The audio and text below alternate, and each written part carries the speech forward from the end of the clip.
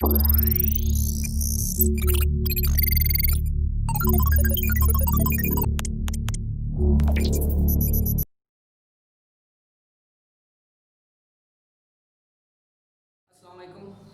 Video हमारी है ये HDLC, जिसको हम देखते हैं high level data link control के साथ। ठीक है, अब HDLC ओरिजिनली है क्या? लास्ट टाइम जो लास्ट लेक्चर था हमारा, उसके अंदर हमने OSI मॉडल पढ़ा था, और OSI मॉडल के अंदर हमने देखा था कि एक लिंक लेयर होती है जिसको हम डाटा लिंक लेयर के नाम से जानते हैं।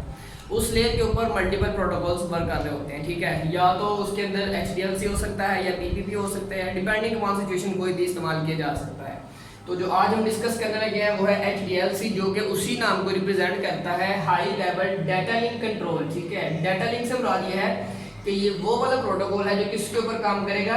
डाटा लिंक लेयर के ऊपर। ठीक है जी, अब हम डाटा लिंक लेयर जो HDLC है हमारे पास इसके कुछ फीचर्स हैं। ठीक है जी, उसको हम देखते हैं और फिर ये देखेंगे कि डाटा लिंक जो लेयर है हमारे पास HDLC ये किस तरह से वर्क करती है। ठीक है, सबसे पहले हम ये देखते हैं कि इसकी टाइप क्या है, HDLC किस टाइप का है, इसके अंदर किस तरह की डाटा इंफॉर्मेशन जो है वो शेयर की जाती है, सेंड या रिसीव की जाती है। तो टाइप से मुराद ये है कि ये बिट वाइज जो है वो डाटा को क्या करता है? सेंड करता है। बिट वाइज डाटा सेंडिंग होती है इसके अंदर। डाटा सेंडिंग इसको मतलब है कि ये एक बिट को एक जगह पे एक टाइम पे सेंड कर सकता है। ठीक है, 1 बिट एट अ टाइम। अब मैं थोड़ा सा यहाँ पे डिफरेंस बता दूं, बिट और बाइट के अंदर डिफरेंस क्या होता है। ठीक है, तो एक बाइट जो है उसके अंदर 8 बिट्स मौजूद होती हैं। बिट यानी कि जो हमारे पास डेटा होता है, ठीक है, उसका सबसे छोटा यूनिट जो है वो बिट है, उससे बड़ा बाइट होता है। अगर 8 बिट हो तो 1 बाइट्स होते हैं। ठीक है, अब ये जो 8 बिट्स हैं इसका मतलब है कि उनमें से सिर्फ एक बिट है जो इसके अंदर हम सेंड कर सकते हैं। ठीक है, अब यूजलिंग चूंकि एक बिट आप इसके अंदर सेंड कर सकते हैं, तो इसका मतलब ये हुआ कि ये सिर्फ हमारे पास सिंक्रोनिक्स मीडिया है। सिंक्रोनिक्स हमने लास्ट टाइम जो टॉपिक पढ़ा था सिंक्रोनिक्स वर्सेस एसिंक्रोनिक्स के अंदर, उसमें हमने डिटेल में बताया था कि सिंक्रोनिक्स क्या होता है और एसिंक्रोनिक्स क्या होता है। फिर यहाँ पे मेंशन कर देता हूँ, सिंक्रोनिक्स से मुराद ये है कि ये वन टाइम होता है। ठीक है, वन टाइम से मुराद है कि या तो आप उसको सेंड कर सकते हो या रिसीव कर सकते हो एट ए टाइम एक। अच्छा जी, ऑथेंटिकेशन से क्या मुराद है? क्योंकि HDLC जो प्रोटोकॉल है इसके अंदर किसी किस्म की आपको ऑथेंटिकेशन की जरूरत नहीं होती। इसकी दो वजूहात हैं। एक वजह तो ये जो कंपैटिबिलिटी के अंदर हम डिस्कस करेंगे, और एक यहाँ पे मैं बता देता हूँ कि इसके अंदर जो है हमारे पास नो ऑथेंटिकेशन इज रिक्वायर्ड, क्योंकि दोनों सेम एंड पे डिवाइसेस एक जैसी होती हैं, इसलिए इनका कोई इशू नहीं होता। अच्छा जी, डायनामिक एड्रेसिंग से क्या मुराद होता है? डायनामिक एड्रेसिंग से मुराद होता है कि इनके पास जो फ्री के हमारे पास IP एड्रेसेस पड़े होते हैं, उनमें से उठा के वो किसी को भी कोई असाइन कर देता है, तो ऐसा नहीं होता। इनके पास पहले से ही जो है ना वो असाइन शुदा जो हमारे पास होते हैं वो IP एड्रेस होते हैं। ठीक है, लेकिन अगर on the hand other hand अगर हम बात करते हैं PPP की, तो उसके अंदर हमारे पास जो फ्री IP एड्रेसेस होते हैं उनमें से कोई भी उठा के हमने रैंडमली जो है ना उनको वो डायनामिकली असाइन कर सकते हैं। अच्छा जी, ये इम्प्लीमेंट कहाँ पे होता है? ठीक है, HDLC दो जगहों पे इम्प्लीमेंट होता है। अगर आप चाहें तो इसको आप सिंगल लिंक के लिए भी इस्तेमाल कर सकते हैं। ठीक है, और ये मल्टी के लिए भी काम कर सकता है कि अगर आपने सिंगल टू सिंगल में करना है, अगर आपके पास डिवाइसेस आता है और इस तरफ सिंगल पॉइंट है, तब ये दोनों तरफ इम्प्लीमेंट किया जा सकता है। ये सिंगल इसकी जो है ना एप्लीकेशन भी हो सकती है और मल्टी भी हो सकती है। कंपैटिबिलिटी की इस बात करें तो सबसे इंपॉर्टेंट बात यह है कि जो HDLC है ये बनाया था सिस्को ने। अब चूंकि सिस्को ने बनाया था अपनी डिवाइसेस के लिए, तो इसलिए जो इसकी कंपैटिबिलिटी है वो सिस्को डिवाइसेस के साथ ही है कि अगर आप सिस्को एंड और सिस्को एंड को आपस में मिलाएंगे तो इस वजह से ये दोनों की कंपैटिबिलिटी जो है वो उसको किसी किस्म का कोई इशू नहीं होगा, डायरेक्टली इंस्टॉल हो जाएंगे। लेकिन यही वजह थी जो इसकी है वो ऑथेंटिकेशन रिक्वायर्ड नहीं होती, क्योंकि सिस्को है और ये सिर्फ कंपैटिबल सिस्को के लिए है। तो जो हमारे पास नॉन सिस्को डिवाइसेस हैं उसके लिए ये कंपैटिबल नहीं है, तो इसकी जो कंपैटिबिलिटी हुई वो सिस्को के साथ हुई। तो ये इसके कुछ फीचर्स थे जो हमने HDLC के फीचर्स देखे थे, उसकी टाइप देखी थी, उसका इस्तेमाल देखा, ऑथेंटिकेशन, डायनामिक एड्रेसिंग, इंप्लीमेंटेशन और कंपैटिबिलिटी, ये सारी चीज़ें हमने देखी HDLC के ऊपर। और ये जो HDLC है ये किस जगह पे होता है मैंने पहले बताया था, क्योंकि नाम से शो हो रहा है हमारे पास कि डाटा लिंक लेयर है, तो UC के ऊपर एडजस्ट किया होता है। ठीक है जी, अच्छा जी, अब हम बात करने लगे हैं HDLC की वर्किंग की। ठीक है, तो यहाँ से हम स्टार्ट करते हैं इसकी वर्किंग कैसे होती है।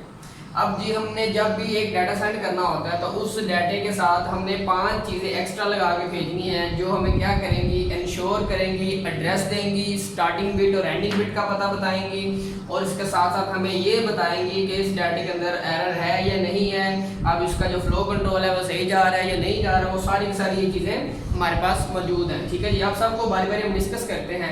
सबसे पहले हमारे पास अगर आप देखें तो स्टार्टिंग पे और एंडिंग पे एक फ्लैग लिखा हुआ है। फ्लैग क्या करता है, ये हमें बताता है कि आपकी जो बिट है वो स्टार्ट कहाँ से हो रही है, मतलब आपका जो डाटा है उसका स्टार्टिंग पॉइंट कौन सा है और जो आपका एंडिंग पॉइंट है वो कौन सा है। तो ये वाला फ्लैग हमें बताएगा कि आपका जो स्टार्टिंग पॉइंट है वो कौन सा है, जहाँ से आपने डाटा आपका स्टार्ट हुआ है। ठीक है, अब एड्रेसेस है तो चूंकि नाम से शो हो रहा है एड्रेस, इसके अंदर अब चूंकि ये सेंडर है तो इसके पास जो है वो रिसीवर का क्या होगा, एड्रेस पड़ा होगा। ठीक है, तो इसको पता चल गया कि हमने रिसीवर के पास जाना है तो उसका एड्रेस ये है। अब कंट्रोल से क्या मुराद है, ठीक है, जैसे हमने लास्ट इससे पहला टॉपिक देखा था कि कंट्रोल में हम क्या चीज़ देखते हैं। कंट्रोल में हम दो चीज़ें हमने कहा था मेंशन करते हैं, एक हमारे पास होता है जो फ्लो कंट्रोल होता है, ठीक है, उसको हमने देखना होता है, और एक एरर कंट्रोल होता है।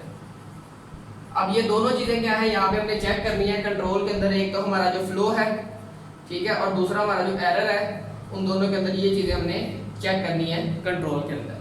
नंबर 3 जो 4 पे आएगा वो हमारा डाटा होगा। ठीक है, जो आपने सेंड करना है, आपकी सेंडिंग बिट होगी वो वाली, ठीक है जी, जिसको आपने सेंड करना है, तो ये हो गई सेंडिंग बिट। अब हमने यहाँ पे लिखा हुआ है चेकसम। चेकसम क्या करेगा कि जो चीज़ें हमने यहाँ पे देखी हैं फ्लो कंट्रोल और एरर कंट्रोल, और यहाँ पे आके वो उसको चेक करता है, इंश्योर करता है कि जो जो चीज़ें आपने इसके साथ लगाई हैं क्या वो एग्जैक्टली करेक्ट हैं, मतलब आपकी स्टार्टिंग में जो उसके साथ लगी हुई है, आपने जो उस रिसीवर का एड्रेस लगाया हुआ है, और जो इसके अंदर फ्लो कंट्रोल है, उसके बाद डाटा है, क्या ये सारी की सारी चीज़ें एक तरतीब से एक सीक्वेंस के साथ लगी हुई हैं या नहीं।